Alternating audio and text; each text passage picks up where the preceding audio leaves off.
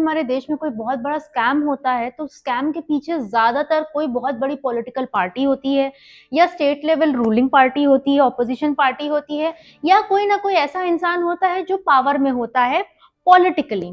लेकिन हर बार ऐसा नहीं होता है। कुछ ऐसे केसेस भी उभर के आए हैं जिसमें कोई भी पॉलिटिकल पार्टी का इन्वॉल्वमेंट नहीं होते हुए भी वो देश के सबसे बड़े स्कैम्स में से एक है। कई बार सिर्फ और सिर्फ कुछ बैंक्स की लापरवाहियों की वजह से, कुछ कॉर्पोरेट हाउसेस के इन्वॉल्वमेंट की वजह से और हमारे लॉज के लूप होल्स की वजह से ऐसे बड़े स्कैम्स भी होते हैं। और ऐसा ही एक बड़ा स्कैम है केतन पारेख का scam. Hello everyone, this is Saumya from Saumya sphere और आज हम डिस्कस करेंगे यही केतन पारेख का स्कैम, किस तरह से ये हमारे देश के सबसे बड़े स्कैम्स में से एक बना जबकि इसमें कोई भी पॉलिटिकल पार्टी नहीं इन्वॉल्व थी। ये पूरा का पूरा खेल केतन पारेख और उनके कुछ क्लोज एसोसिएट्स ने किया बिना किसी पॉलिटिकल बैकिंग के, सिर्फ और सिर्फ कुछ लूप होल्स की वजह से हमारे लॉज में और कुछ बैंक्स की लापरवाही की वजह से।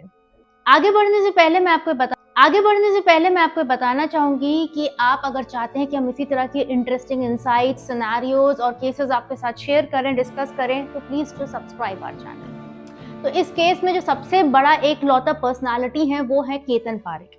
केतन पारेख प्रोफेशनली तो एक सीए थे। उन्होंने अपने इनिशियल ईयर्स में हर्षद मेहता की कंपनी में भी एज ए ट्रेनी काम किया। ये हर्षद मेहता वही हर्षद मेहता हैं जिन्होंने बहुत बड़ा स्कैम अर्ली 1990s में भी किया।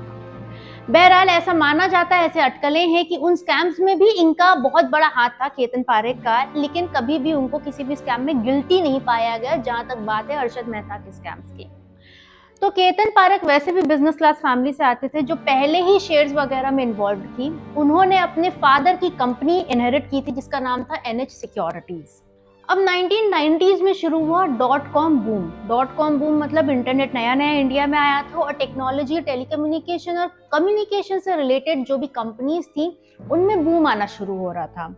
इस तरह की 10 कंपनीज को आइडेंटिफाई किया केतन पारेख ने और उनको बोला गया K10।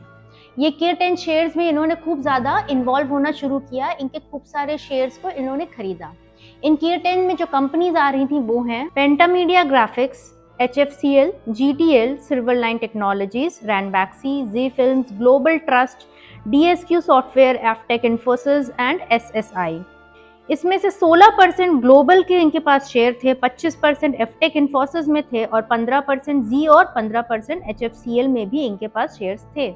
इतना ज्यादा इन K10 इन्वेस्टमेंट के बाद ये जो पूरा बूम बना, ये शेयर मार्केट में बहुत ऊपर चढ़ने लगा। इसको देख के सारे ब्रोकर्स को और इन्वेस्टर्स को लगा कि ये बहुत ज्यादा प्रॉफिटेबल होने वाला है और इसलिए बाकी इन्वेस्टर्स और ब्रोकर्स ने भी इन K10 शेयर्स में इन्वेस्ट करना शुरू कर दिया। और यहीं से शुरुआत हुई थी केतन पारेख के इस बहुत बड़े स्कैम की। अब यहाँ तक पहुंचने के पहले केतन पारेख ने थोड़ी स्ट्रैटेजाइजिंग की थी। इस स्कैम को आगे बढ़ाने के लिए केतन पारेख को 3 चीजों की जरूरत थी: स्टॉक्स की, स्टॉक एक्सचेंज की और फाइनेंसेस की। अब बॉम्बे स्टॉक एक्सचेंज जो हमारे देश का सबसे बड़ा स्टॉक एक्सचेंज है, उसमें उस समय इन्वेस्टमेंट करना और स्कैम करने के लिए बहुत ही दिक्कतें आ रही थी क्योंकि वहां के जो लॉज थे, रूल्स थे, रेगुलेशंस थे वो बहुत ज्यादा स्ट्रिक्ट हो चुके थे क्योंकि पहले ही बहुत सारे स्कैम्स बॉम्बे स्टॉक एक्सचेंज ने देखे थे। इसलिए बॉम्बे स्टॉक एक्सचेंज में केतन पारेख ऑपरेट नहीं कर पा रहे थे, इसलिए उन्होंने चुना Kolkata exchange. Kolkata stock exchange बहुत ज्यादा रेगुलेटेड नहीं था, वहां पे बहुत ज्यादा स्ट्रिंजेंट रूल्स नहीं थे, रेगुलेशंस नहीं थे, इसलिए केतन पारेख ने कोलकाता एक्सचेंज को चुना और वहां पे अपने स्कैम की शुरुआत की। अगर कोलकाता की बात करी जाए तो कोलकाता में एक और बहुत बड़ा स्कैम हुआ था 2006 में, जो था शारदा स्कैम। ये एक पॉन्जी स्कैम था और हमारे देश का सबसे बड़ा स्कैम था। अगर इस स्कैम के बारे में आप और जानकारी चाहते हैं तो प्लीज हमारा वीडियो देख सकते हैं, लिंक हम नीचे डाल देंगे। अच्छा, अब आते हैं वापस केतन पारेख पे। तो केतन पारेख को अपने स्कैम को आगे बढ़ाने के लिए कोलकाता स्टॉक एक्सचेंज में 4 चीजों की जरूरत थी और उन्होंने इन 4 चीजों के बेसिस पे ही कंपनीज को सेलेक्ट किया। सबसे पहली चीज वो देखते थे कि कंपनी बहुत बड़ी नहीं होनी चाहिए और IT सेक्टर या कम्युनिकेशन या एंटरटेनमेंट सेक्टर में होनी चाहिए। दूसरी चीज वो देखते थे कि कंपनी के जो शेयर्स होने चाहिए वो स्टॉक एक्सचेंज में बहुत ज्यादा नहीं होने चाहिए, उनका वॉल्यूम लो होना चाहिए।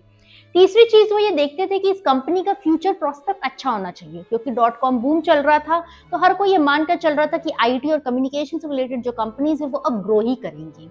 और चौथा वो ये देखते थे कि इस कंपनी का मार्केट कैपिटल में बहुत ज़्यादा इन्वॉल्वमेंट ना हो, मतलब कि उन्होंने बहुत ज़्यादा मार्केट से चीज़ें ना उठाई हो, बहुत ज़्यादा उनके स्टॉक्स ना हो, शेयर्स ना हो, डिबेंचर्स ना हो, एक्सेट्रा एक्सेट्रा। तो इन चारों चीज़ों के बेसिस पे केतन पारेख अपनी कंपनीज को सेलेक्ट करते थे। अब जैसा हमने पहले बताया था कि 3 चीज़ों की ज़रूरत थी केतन पारेख को। केतन पारेख को स्टॉक एक्सचेंज मिल गया, कोलकाता स्टॉक एक्सचेंज के रूप में। दूसरी चीज़ उनको स्टॉक्स चाहिए थे, तो कौन से की 10 कंपनीज़ थी उनको भी उन्होंने सेलेक्ट कर लिया था। अब तीसरी सबसे इम्पोर्टेंट चीज़ जो होनी चाहिए थी वो थे फाइनेंसेस। फाइनेंसेस उठाने के लिए उन्होंने सबसे पहले तो जो उनके पर्सनल फाइनेंसेस थे उनको भी इन्वेस्ट किया। और मार्केट में अगर आपको बहुत बड़ा कोई बूम दिखाना है तो उसके लिए आपको बहुत बड़ा इन्वेस्टमेंट चाहिए, और वहाँ पे पर्सनल फाइनेंस के या पर्सनल कैपिटल के इन्वेस्टमेंट से काम नहीं होने वाला था। इसीलिए उन्होंने बहुत सारे इंस्टीट्यूशनल इन्वेस्टर्स को भी उठाया, जैसे कि म्यूचुअल फंड्स हैं, हेज फंड्स हैं, इक्विटी फंड्स हैं, या फिर इंश्योरेंस पॉलिसीज वगैरह के जो रिलेटेड कंपनीज हैं, इन कंपनीज से भी उन्होंने फंड्स उठाए।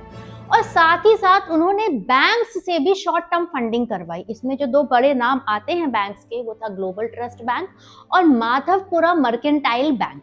इन दोनों बैंक से भी उन्होंने जो है बहुत सारे फंड्स उठाए। तो इन सारे इंस्टीट्यूशंस, पर्सनल लोन और हर इस चीज को मिला के उन्होंने बहुत बड़ा फंड उठाया, और फिर इस फंड को उन्होंने इन्वेस्ट किया इन K10 कंपनीज में, कोलकाता स्टॉक एक्सचेंज में। यहाँ पे जो इन्वेस्टमेंट था ये एक नकली इन्वेस्टमेंट था, सिर्फ एक बूम दिखाने के लिए कि मार्केट बहुत ज्यादा ग्रो कर रहा है, ताकि और भी इन्वेस्टर्स और ब्रोकर्स इसमें फौरन इन्वेस्ट करना शुरू कर दें। यही था ये स्कैम की शुरुआत, और यही था इस स्कैम का बेस। अब कंट्रोवर्सी शुरू होती है इस तरह से कि जब बैंक्स, जो दो नाम हमने बैंक्स के लिए, माधवपुर बैंक और ग्लोबल ट्रस्ट बैंक, इन बैंक्स में से पारेख ने 2 तरह के लोन्स उठाए। एक तो था पे ऑर्डर के रूप में। पे ऑर्डर क्या होता है? पे ऑर्डर को हम कहते हैं बैंकर्स चेक। अब यहाँ पे ये होता है कि बैंक अपने कस्टमर के बिहाफ पे, यहाँ पे कस्टमर थे केतन पारेख, उनके बिहाफ पे बेनिफिशियरी को चेक देता है। बेनिफिशियरी मतलब यहाँ पे जो इन्वेस्टमेंट कर रहे थे वो कोलकाता स्टॉक एक्सचेंज में वो था। तो बैंक अपने कस्टमर के बिहाफ पे चेक साइन करके दे देता है बेनिफिशियरी को।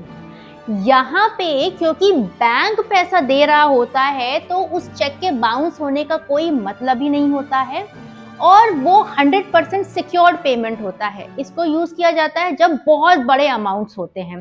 तो केतन पारेख के बिहाफ पे माधवपुर बैंक ने पे ऑर्डर्स को रिलीज कर दिया बेनिफिशियरी, मतलब कि कोलकाता स्टॉक एक्सचेंज पे इन्वेस्टमेंट के लिए। पहली चीज तो ये की गई। अच्छा, यहाँ पे माधवपुर बैंक का इतना ज्यादा ट्रस्ट केतन पारेख पे इसलिए भी हो गया था क्योंकि केतन पारेख ने माधवपुर बैंक के बहुत सारे स्टॉक्स खरीद लिए थे। इस वजह से जो बैंक का मैनेजमेंट था उनका एक ट्रस्ट बन गया था केतन पारेख के ऊपर भी। इसलिए भी शायद इतने बड़े बड़े पे ऑर्डर्स बैंक ने रिलीज कर दिए केतन पारेख के बिहाफ पे। इसके अलावा केतन पारेख ने बहुत सारे अनसिक्योर्ड लोन्स भी लिए। अनसिक्योर्ड लोन्स वो लोन्स होते हैं जिसमें जब बंदा लोन लेता है तो उसको किसी भी प्रॉपर्टी के अगेंस्ट या किसी कैपिटल के अगेंस्ट लोन नहीं दिया जाता है, बल्कि सिर्फ क्रेडिट के बिहाफ पे लोन दिया जाता है। मतलब क्योंकि बैंक को केतन पारेख पे ट्रस्ट था तो सिर्फ उनके ट्रस्ट के बिहाफ पे बैंक ने लोन उनको दे दिया। इन लोन्स को देने के पीछे एक तो ट्रस्ट की बात होती है और दूसरा ये वाले लोन्स पे जो इंटरेस्ट होता है वो बहुत हाई होता है। तो उस हाई इंटरेस्ट पे केतन पारेख ने इस तरह के अनसिक्योर्ड लोन्स लिए, और फाइनली इतने बड़े अमाउंट जब उनके पास आ गया तो उन्होंने आंख बंद करके उसको इन्वेस्ट करना शुरू कर दिया कोलकाता स्टॉक एक्सचेंज में, उन K10 कंपनीज में। अब फाइनेंसिस की ही तो बात करें अगर, तो जो पे ऑर्डर्स अभी हमने डिस्कस किया था, जहां पे माधवपुर बैंक ने पे ऑर्डर्स रिलीज किए थे केतन पारेख के नाम पे, वो कोई छोटे मोटे पे ऑर्डर्स नहीं थे। केतन पारेख के पास बहुत सारी कंपनीज थी और उन्होंने हर कंपनी के नाम पे ऑर्डर्स रिलीज करवाए थे माधवपुर बैंक से।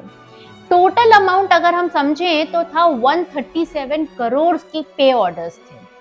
अब माधवपुर बैंक ने अलग अलग कंपनीज के नाम पे ऑर्डर्स को रिलीज कर दिया। जब भी पे ऑर्डर को रिलीज किया जाता है तो जो रिसीविंग बैंक होता है, इस केस में रिसीविंग बैंक था बैंक ऑफ इंडिया, तो रिसीविंग बैंक ये मान के चलता है कि जो सामने वाला बैंक ने पे ऑर्डर रिलीज किया है उसके पास सफिशिएंट फंड्स होंगे, और ये मान के जो चलते हैं जो ट्रस्ट फैक्टर के बेसिस पे यहाँ पे बैंक ऑफ इंडिया ने भी जब रिसीविंग पाया पे ऑर्डर्स को, तो उन्होंने ये सारा अमाउंट कंपनीज को रिलीज कर दिया। मतलब शेयर्स को खरीदने पे जो अमाउंट कंपनीज को देना था वो बैंक ऑफ इंडिया ने भी रिलीज कर दिया। रिलीज करने के बाद एकदम से आरबीआई सतर्क हुआ।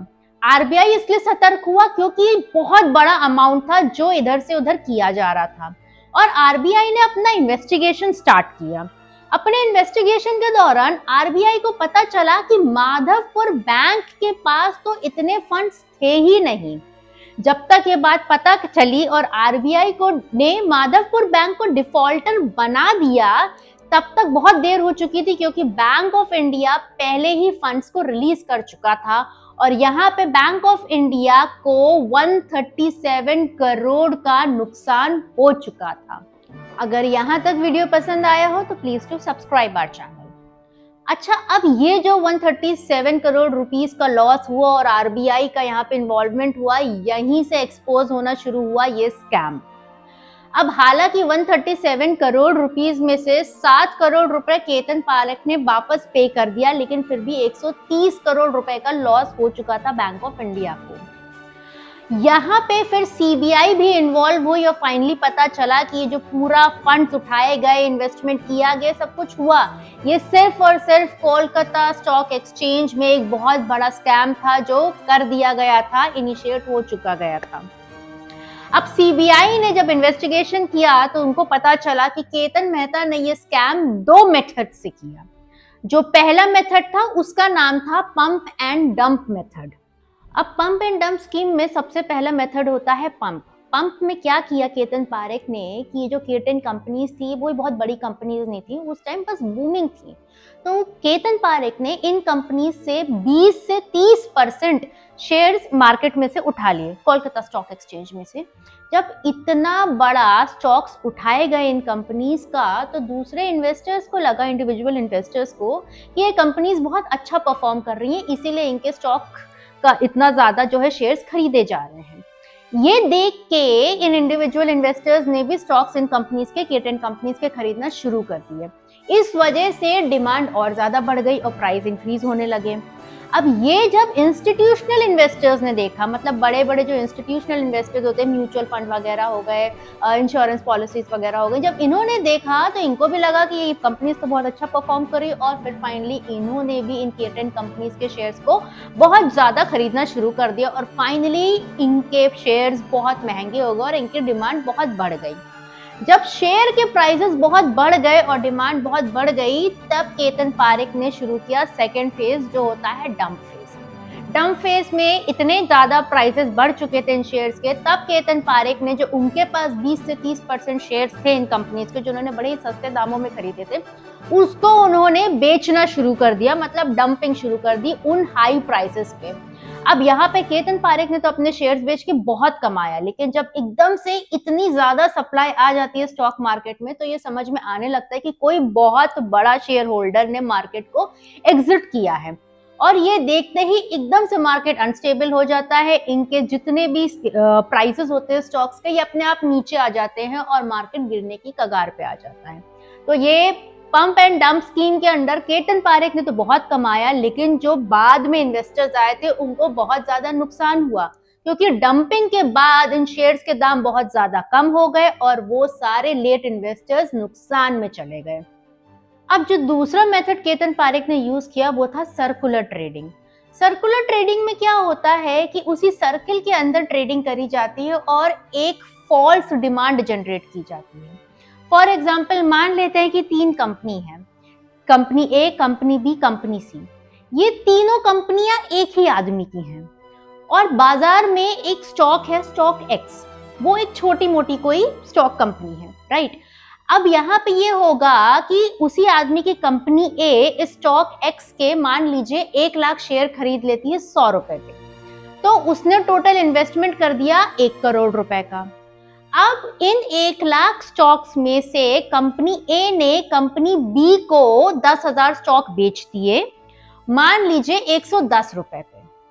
अब कंपनी ए भी उसी आदमी की है, कंपनी बी भी उसी के आदमी की है, लेकिन एकदम से मार्केट ने देखा कि बहुत ह्यूज शेयर्स जो हैं एकदम से सर्कुलेट हो रहे हैं इंक्रीज्ड प्राइस पे। तो 100 रुपए के शेयर अब बिक गए कंपनी बी को 110 रुपए में, करीब करीब 10,000 शेयर्स।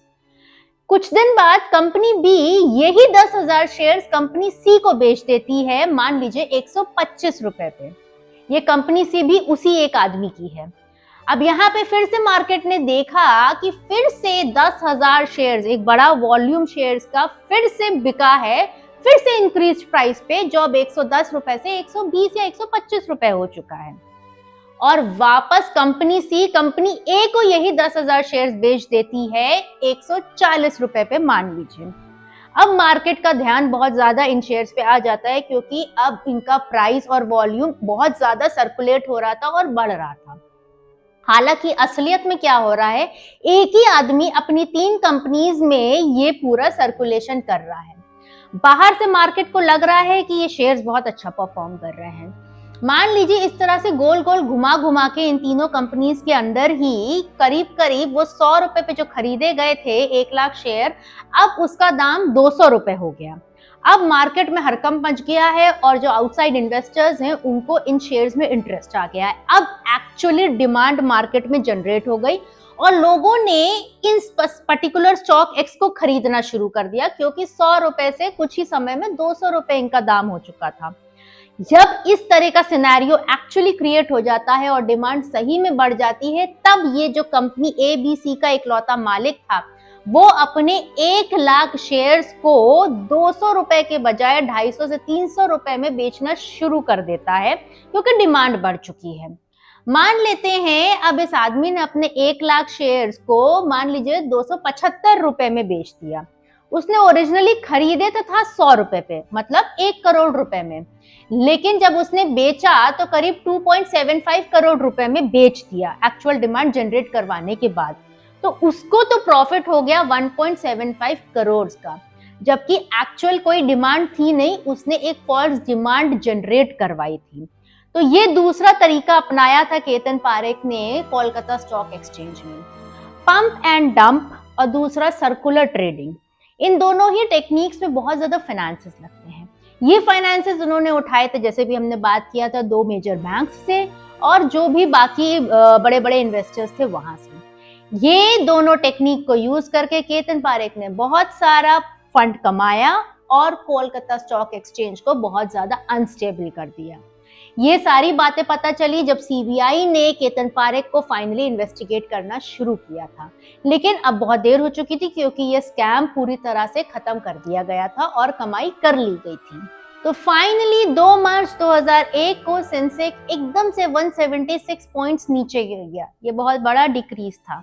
ऐसा इसलिए हुआ था क्योंकि जो भी आर्टिफिशियल डिमांड्स क्रिएट की गई थी केतन पारेख द्वारा केतन शेयर्स में, या फिर जो भी प्राइसेस इन्फ्लेट करे गए थे केतन पारेख द्वारा, वो सब अब गिरना शुरू हो रहे थे, क्योंकि वो सारा का सारा एक नकली सिनेरियो बनाया गया था। इसके अलावा जो पेमेंट सेटलमेंट साइकिल्स थी, उसमें जो पेमेंट करना था वो भी केतन पारेख नहीं कर पा रहे थे। सेटलमेंट साइकिल्स का मतलब होता है 2001 के पहले जब भी कोई ट्रेडर कोई स्टॉक्स खरीदता था तो उसका पेमेंट फौरन करना जरूरी नहीं होता था। एक छोटा सा अमाउंट दे के, जिसको हम कहते थे बदला फीस, ये अमाउंट दे के वो स्पेसिफिक ट्रेडर अगले हफ्ते मतलब कि 7 दिन बाद उस स्टेक का पैसा वापस दे सकता था। लेकिन केतन पारेख जिन्होंने इतना ज्यादा पैसा उठाया था, इतना ज्यादा स्टॉक्स खरीदे थे, अब वो डिफॉल्टर की तरह सामने आ रहे थे, क्योंकि वो रिपेमेंट साइकिल्स जो थी इनमें वो एक्चुअली सेटलमेंट कर ही नहीं पा रहे थे, पैसा दे ही नहीं पा रहे थे। ये देख के मार्केट को समझ में आने लगा कि कुछ गड़बड़ है, हर चीज जो है आउट ऑफ कंटेक्स्ट जा रही है, कुछ भी फिट नहीं बैठ रहा है, और फाइनली सेंसेक्स 176 पॉइंट्स नीचे गिर गया। जब इतना बड़ा लॉस हुआ तब सेबी आया और तब सेबी ने इन्वेस्टिगेशन स्टार्ट की और केतन पारेख तब तक जो है पकड़े जा चुके थे। ताकि मार्केट और ज्यादा ना गिर जाए, इसलिए सेबी ने फाइनली 8 मार्च को शॉर्ट सेलिंग भी बैन कर दिया। शॉर्ट सेलिंग का मतलब होता है जब भी एक ट्रेडर एक बहुत बड़े ब्रोकर से कुछ शेयर्स खरीदता है और उसको फौरन बोरो करता है और उसको फौरन मार्केट में हाई प्राइसेस पे बेच देता है, और उसके बाद वो ट्रेडर ऐसा मान के चलता है कि जब भी इसके प्राइस गिरेंगे मैं इसको बाय बैक करूंगा। फिर बाय बैक कम प्राइसेस पे जब वो करता है तो वापस उसके पास जो अमाउंट आता है वो उस ब्रोकर को वापस कर देता है और जितना भी अमाउंट बचता है वो उसका प्रॉफिट हो जाता है। इस पूरे शॉर्ट सेलिंग के प्रोसेस ने एक्चुअली मार्केट प्राइस को गिरने के बारे में सोचा जाता है। तो यहाँ पे ताकि शेयर्स के दाम और ज्यादा कम ना हो जाए और हमारा जो स्टॉक एक्सचेंज है वो और ज्यादा ना गिर जाए, शॉर्ट सेलिंग को सेबी ने बैन किया। लेकिन बहुत देर हो चुकी थी और मार्केट गिरना शुरू हो गया था, लोगों ने पैनिक सेलिंग करना शुरू कर दिया था और इस वजह से और ज्यादा मार्केट गिरा। फाइनली 175 पॉइंट्स का और सेंसेक्स गिरा। इसके बाद 9 मार्च को फाइनली 2 से 3 बड़े जो ट्रेडर्स थे, जिसमें से एक थे केतन पारेख, उनको अरेस्ट किया गया और इस न्यूज के बाद मार्केट और ज्यादा गिर गया 9 मार्च को। 30 मार्च 2001 को finally bank of India Ketan Parekh के ऊपर क्रिमिनल चार्जेस लगाती है क्योंकि वो इन्वॉल्व थे पे ऑर्डर वाले पूरे स्कैम में माधवपुर बैंक के साथ। अब जब क्रिमिनल ऑर्डर्स भी इसमें लग गए तो ये पूरा केस सिर्फ और सिर्फ स्टॉक मार्केट तक नहीं सीमित था, अब ये बैंकिंग और इंस्टीट्यूशंस के साथ फ्रॉड में भी बढ़ चुका था आगे। इसके बाद केतन पारेख फाइनली अरेस्ट हो जाते हैं। अगर यहाँ तक वीडियो पसंद आया हो तो please to subscribe our channel. ये स्कैम होने के बाद फाइनली 14 मार्च 2001 को सेबी सर्कुलर ट्रेडिंग को पूरी तरह से बैन कर देती है और ऐसा रूल बना दिया जाता है कि जो 2 जुलाई 2002 से फाइनली रोलिंग सेटलमेंट्स होंगे। रोलिंग सेटलमेंट का मतलब होता है कि अगर आज किसी ट्रेडर ने कुछ स्टॉक्स खरीदे तो उसको अगले दिन ही उसका पैसा देना पड़ेगा। ऐसा करने से ये हुआ कि जल्दी ओनरशिप ट्रांसफर हो जाती, शेयर्स का जो लिक्विडिटी है वो मेंटेन रहती, स्टॉक मार्केट में लिक्विडिटी मेंटेन रहती और जो रिस्क होता है वो कम हो जाता। जैसा कि हमने पहले डिस्कस किया था, पहले स्टॉक मार्केट में 7 डेज के बाद आप पैसा देके अपना क्लियर करते थे सेटलमेंट्स को, लेकिन अब वो रूल चेंज करके T+1 कर दिया था। मतलब आज खरीदा गया और कल आपको उसका पैसा देना कंपलसरी है। इस तरह से ये लॉज लाए गए तब जब फाइनली इतना बड़ा स्कैम हो चुका था। अब समझते हैं जो 2 बहुत बड़े बैंक्स इन्वॉल्व थे उनका क्या हुआ, किस तरह से बैंक्स ने भी बहुत सफर किया। तो 11 फरवरी 2002 को ग्लोबल ट्रस्ट बैंक ने केतन पारेख के ऊपर केस किया और 180 करोड़ रुपए रिफंड करने की मांग की। ग्लोबल ट्रस्ट बैंक वो एक बैंक था जिसने 2001 के पहले केतन पारेख को बहुत सारी फंडिंग करवाई थी ताकि वो इन K10 शेयर्स को खरीद सकें और फाइनली जो भी पूरा स्कैम हुआ था उसको पूरा अंजाम दे सकें। अब जब तक K10 शेयर्स के दाम बढ़ते रहे तब तक तो Ketan Parekh global trust bank को वापस रिपेमेंट करते रहे, लेकिन जैसे ही वो आर्टिफिशियल डिमांड का बबल और राइजिंग प्राइसेस का बबल फूटा और प्राइसेस क्रैश करना शुरू हुए, तब केतन पारेख के पास जो भी लिक्विडिटी थी, जो भी कैश था, जो भी पैसा था वो खत्म हो गया और वो ग्लोबल ट्रस्ट बैंक को रिफंड पैसा नहीं कर पाए। अब ये जब पूरा स्कैम डिटेक्ट हुआ तो ग्लोबल ट्रस्ट बैंक भी जो है रेडार पे आ चुका था सीबीआई के और सेबी के, तो वो भी खुद भी बहुत ज्यादा एलिगेशंस फेस कर रहा था ताकि वो अपना चरित्र साफ दिखा सके, इसीलिए उन्होंने केतन पारेख के ऊपर केस किया। हालांकि वो रिपेमेंट कभी हो नहीं पाया और वो खुद भी बहुत ज्यादा सफर कर रहा था एज अ बैंक और फाइनली वो कोलैप्स हो गया और 2004 में उसको मर्ज कर दिया गया ओरिएंटल बैंक ऑफ इंडिया के साथ। कुछ ऐसा ही हश्र हुआ माधवपुर बैंक का भी।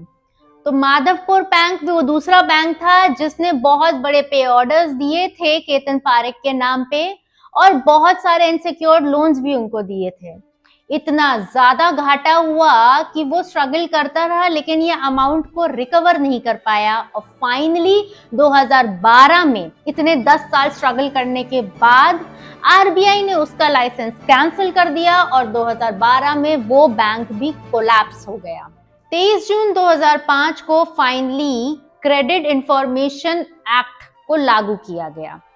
इस एक्ट के अंडर एक कॉमन प्लेटफॉर्म बनाया गया जहां पे ये सारे बोरोअर्स का, सारे ट्रेडर्स का सारा इंफॉर्मेशन था ताकि जितने भी फाइनेंशियल इंस्टीट्यूशंस हैं, बैंक्स हैं, उनको पता चल सके कि किस बोरोअर ने कितना पैसा कहाँ-कहाँ से ले रखा है, वो कहीं से डिफॉल्टर है या नहीं, एक्सेट्रा एक्सेट्रा। मतलब 2005 के पहले सारे फाइनेंशियल इंस्टीट्यूशंस के पास ऐसा कोई तरीका ही नहीं था कि वो कोई भी हिस्ट्री जान पाए किसी भी बोरोअर की या ट्रेडर की। इतना बड़ा लूप होल था जिसका फायदा बहुत साफ साफ तरीके से केतन पारेख को मिला था। इतने बड़े स्कैम के हो जाने के बाद कितने लोगों ने सफर किया होगा, उतने ज्यादा लॉसेस हुए हैं कि इसके बाद फाइनली ये एक्ट 2005 में लाया गया और इसके बाद से ही अब बैंक्स के पास ये ऑप्शन अवेलेबल है कि वो किसी भी तरह की ट्रेडिंग की इंफॉर्मेशन, बोरोइंग की इंफॉर्मेशन, डिफॉल्ट्स की इंफॉर्मेशन को इस स्पेसिफिक पोर्टल से उठा सकता है। फाइनली 3 मार्च 2014 को सेबी स्पेशल कोर्ट मुंबई ने उनको 2 साल की इम्प्रिजमेंट की सजा दी और 50,000 रुपए का फाइन लगाया। इसके बाद 27 फरवरी 2018 को सेबी स्पेशल कोर्ट ने उनको 3 साल का इम्प्रिजमेंट दिया और 10 लाख रुपए की पेनल्टी लगाई। तो केतन पारेख ने ये जो पूरा स्कैम किया, ये फ्रॉड किया, ये इंडिया का सेकेंड लार्जेस्ट स्कैम की तरह सामने आया। इस स्कैम के हो जाने के बाद और फाइनली जब 2018 में केतन पारेख को पूरी तरह से इस फ्रॉड के पीछे का मास्टरमाइंड माना गया और उनको सजा भी सुना दी गई, उसके बाद सेबी ने क्लॉज 49 ऐड किया है लिस्टेड कंपनीज के एग्रीमेंट में, जिसके अंतर्गत अब कंपनीज को बेस्ट प्रैक्टिसेस ही अपनानी पड़ती हैं, कॉर्पोरेट गवर्नमेंट के सारे रूल्स फॉलो करने पड़ते हैं। आरबीआई ने भी अपना कंट्रीब्यूशन दिया ये करके कि उन्होंने एक स्पेसिफिक सेंट्रलाइज्ड पोर्टल बनाया है जहां पे हर तरह के डिफॉल्टर्स की सारी इंफॉर्मेशन बैंक्स को मिल जाती है, ताकि इस तरह के फ्रॉड्स को और डिफॉल्टर्स को और ज्यादा लोन्स लेने से रोका जा सके और एक गुड प्रैक्टिसेस का एनवायरनमेंट बनाया जा सके। पर कहानी यहाँ पे ही खत्म नहीं होती है। अगर हम करंट सिनेरियो समझे केतन पारेख का, तो ऐसा माना जा रहा है कि 2025 में भी वो बड़ी ही अच्छी जिंदगी बिता रहे हैं। हालांकि 2025 में वो बेल पे बाहर हैं, उनको अभी भी बहुत सारा रिपेमेंट करना है। इतना बड़ा फ्रॉड करने के बाद उनके सर पे अभी कई करोड़ रुपए का रिपेमेंट बाकी है, उनके ऊपर केसेस चल रहे हैं, वो बेल पे बाहर हैं, फिर भी केतन पारेख एक बड़ी ही लग्जूरियस लाइफ जी रहे हैं। केतन पारेख को हिंदुस्तान में बैन किया गया है किसी भी तरह से शेयर्स की सेलिंग या बाइंग में इन्वॉल्व होने से। वो किसी भी शेयर मार्केट में हिंदुस्तान में ऑपरेट नहीं कर सकते हैं, बेल पे बाहर हैं वो। लेकिन इसके अलावा वो वहां शांत नहीं हुए, उन्होंने एक और फॉरेन फंड्स से रिलेटेड स्कैम किया है अपने एक सिंगापुरियन फ्रेंड के साथ जो इंडियन ओरिजिन के हैं। उस स्कैम का उनके ऊपर एक अलग केस चल रहा है जहां पे उन्होंने करीब करीब 66 करोड़ रुपए कमाए हैं। एक आदमी इतने बड़े बड़े स्कैम्स करता है, रेडार पे है, सेबी उस पे नजर रखे है, सीबीआई उस पे नजर रखे है, करोड़ों रुपए का रिपेमेंट उस पे करना है, मल्टीपल कोर्ट केसेस चल रहे हैं, वो फिर भी ये हिम्मत रखता है कि वो फॉरेन टूर्स पे जाने की परमिशन ले और इसके बाद भी वो ऐसा एक और स्कैम कर देता है और सेबी और सीबीआई कुछ भी खास नहीं कर पाती। ये है हालात हमारे यहाँ के सो कॉल्ड सेबी की, सीबीआई की, हमारे जुडिशरी सिस्टम की। इस तरह के स्कैम्स हालांकि अब कम जरूर हो गए हैं, लेकिन पहले जो स्कैम्स हो चुके थे, क्या उनके ऊपर प्रॉपर तरीके से शिकंजा कसा गया है? क्या उन लोगों को उस तरह का पनिशमेंट मिल रहा है जैसा मिलना चाहिए? अगर केतन पारेख को देखें तो ऐसा लग नहीं रहा है, क्योंकि वो तो एक लग्जूरियस लाइफ एंजॉय कर रहे हैं और अभी भी अलग अलग तरह के स्कैम्स करने की हिम्मत रखते हैं, पावर रखते हैं। अगर आप चाहते हैं कि इस तरह के और इंटरेस्टिंग डिस्कशंस, केसेस और इनसाइट्स हम आपके सामने लेके आए, then please do subscribe our channel and like our videos. Thank you so much.